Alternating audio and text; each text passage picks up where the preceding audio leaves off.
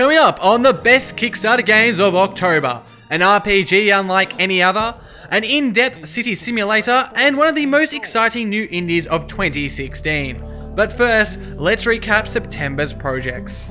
September's games had a 4 out of 5 strike rate. The monochromatic puzzle platformer The Rabbit and the Owl raised just under $15,000 US. Roguelike Ruin of the Reckless managed a bit more with $17,000 raised. 90s throwback Rad Rogers attracted an astounding $80,000. And Dual Universe, the game that looked a lot like another game, the name of which we won't mention, pulled in a whopping €550,000. Unfortunately, Alliance, the card game where you're the card, achieved just a bit over 20% of its target goal. That's September recapped, so now let's get to October's top 5.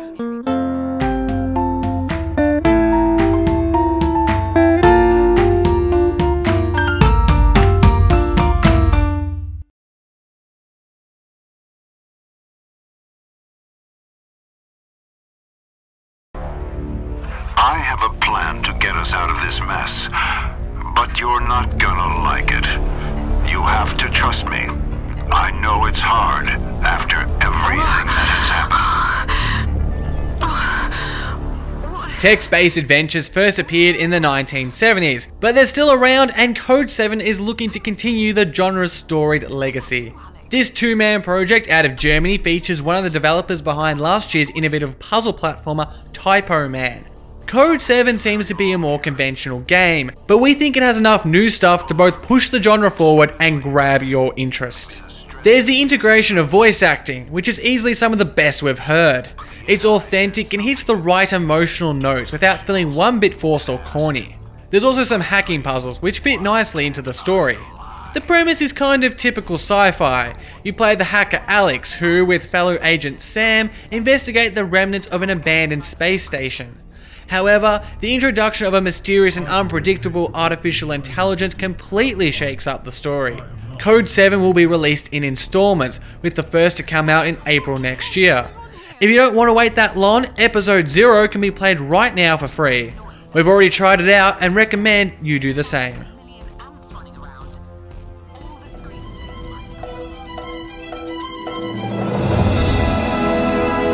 A radically different RPG experience.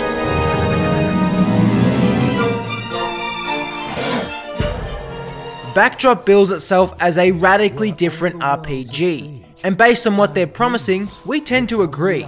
The game has a theatrical theme that is not just an aesthetic choice, but the means by which it introduces some truly unique mechanics. Take for instance the world. It's a three-dimensional stage in which it and all of its characters are made of cloth, wood and other common prop materials. This means you can cut a hole in the background or turn anything to cinders with a candle. Also, because the entire game is a play, words take on extra powers. In combat, for instance, if your words can influence the foe, they may lose ground and be at a disadvantage. Words also have the ability to heal and affect your fable-like good and evil morality meter. Another cool thing are masks that allow you to change your character completely. From a cheeky jester to a noble knight, it takes just one costume change to see the world differently. The unfortunate reality for Backdrop is that it probably won't get funded. With about a week left in its campaign, it's €140,000 short of its goal. Hopefully this won't be the last we see of this truly different RPG. Welcome to Project Automata and the world of industrial capitalism. From humble beginnings to a tower of industry, your story awaits. We will guide you in After its release in 1989, SimCity has spawned many clones. So what makes Project Automata different? Well, for starters, it's mainly concerned with industry and the economy, with citizen happiness taking more of a back seat. In the vein of titles like Transport Tycoon and Factorio, you get to manage a very complex production line that encompasses the gathering of resources, the factories that turn them into goods, and all the transport around it. What we really like about Project Automata is how it goes beyond all this Fordism and factors in more modern issues. Cities have different personalities and markets. Mayors can usher in new trade policies, and then there's environmental concerns like pollution. Ignoring these issues and the greater context of the game world will land you in strife, so you're really encouraged to bring a broader perspective to your thinking. Adding to this is a procedurally generated world, which will make these variables random and subject to constant change. Like Code 7, Project Automata has a taste tester for you to try in the form of an alpha demo. For such a premature version of the game, it really is quite impressive, and a testament to the talent and work of the developers. If all goes well, the full game should be ready at the end of next year.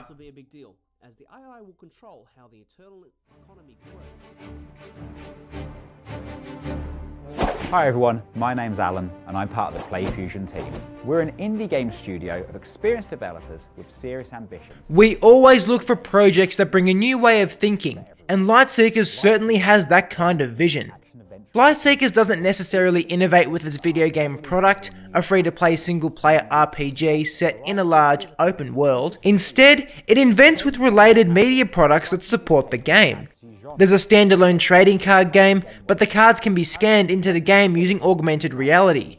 There's also amiibo-like action figures that talk, vibrate, and light up different colours dependent on your in-game situation.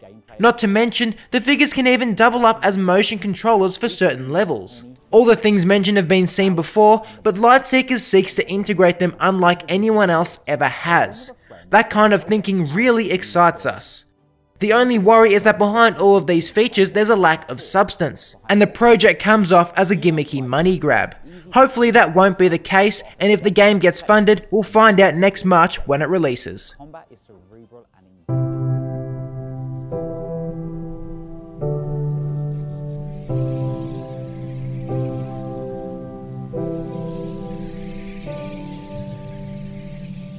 Take shelter from the sun and grow in shade and walk among the trees. Lost Ember has completely entranced us with its spell. The assets in this game are on another level. They're extraordinarily beautiful. From the mesmerizing visuals to the enchanting soundtrack, it is all just wonderful. As for the game itself, the 5 Germans who make up Moon Eye Studios cite the likes of Firewatch and Journey as key inspirations. Whilst those games may inspire some players with awe, others merely flinch at the mention of the genre dubbed the walking simulator. However, we think Lost Ember is more accommodating to the traditional gamer. You play as a wolf and are guided by a Navi-like spirit that will let you relive its memories at certain points in the world. There is no fighting, but action comes in the form of possessing other animals. You can fly over canyons as an eagle, climb mountains as a goat, and dive underwater as a fish. There are puzzles, a world to explore, and a story to uncover. The game is just positively brimming with adventure. Lost Ember is already funded and expecting a 2018 release on PC, Xbox, and PlayStation. Personally, we can't wait.